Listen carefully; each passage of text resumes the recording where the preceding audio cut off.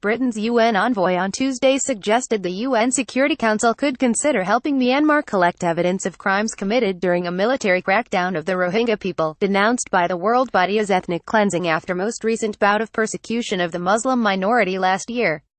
What we they got to do on the council is to think how best to turn that into something operational, so that the evidence gets collected and given either to the Burmese authorities or to some sort of international mechanism, Britain-backed UN Ambassador Karen Pierce told Reuters, as the Security Council wrapped up a four-day visit to Bangladesh and Myanmar on Tuesday.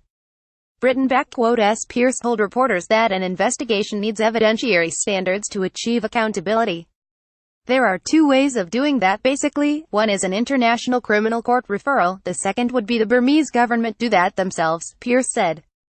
The Myanmar mission to the United Nations did not immediately respond to a request for comment on Pierce's suggestion. Myanmar-backed de facto leader Aung San Suu Kyi pledged investigations if credible evidence was provided, and military chief Min Aung Hlaing vowed harsh action over sexual violence during separate meetings with Security Council envoys in the country-backed capital Naypyidaw on Monday, diplomats said, but Suu Kyi-backed civilian government has little control over the Myanmar military. Members of the UN Security Council traveled to Myanmar-backed Rakhine State, where the United Nations and rights groups say nearly 700,000 Rohingya have fled to Bangladesh since August. Fleeing refugees have reported killings, rapes and arson. Rohingya insurgent attacks on Rakhine security posts led to the military operation that Myanmar deemed a legitimate response. In Rakhine, data from the UN Operational Satellite Applications Program (UNOSAT) has shown hundreds of villages once inhabited by the Rohingya have now been burnt down. Many such villages could be seen from the Myanmar military helicopters that carried the UN envoys to northern Rakhine.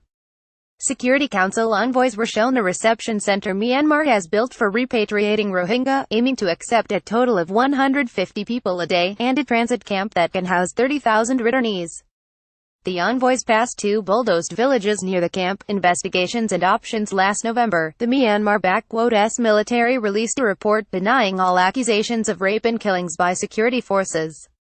But the U.S. government is conducting an intensive examination of allegations of atrocities against the Rohingya that could be used to prosecute Myanmar-backed military officials for crimes against humanity, U.S. officials have told Reuters. Meanwhile, the prosecutor of the International Criminal Court (ICC) has asked it to rule on whether it has jurisdiction over the deportations of Rohingyas to Bangladesh, a possible crime against humanity, but Suu Kyi-backed government has expressed serious concern over the move.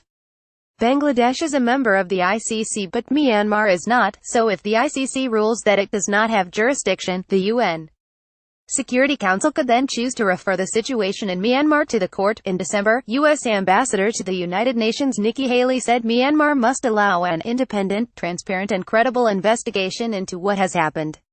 One way the Security Council could help Myanmar could be to mandate a UN investigative team to collect, preserve and store evidence, just as it did in Iraq last year when it investigated acts by Islamic State that may be war crimes.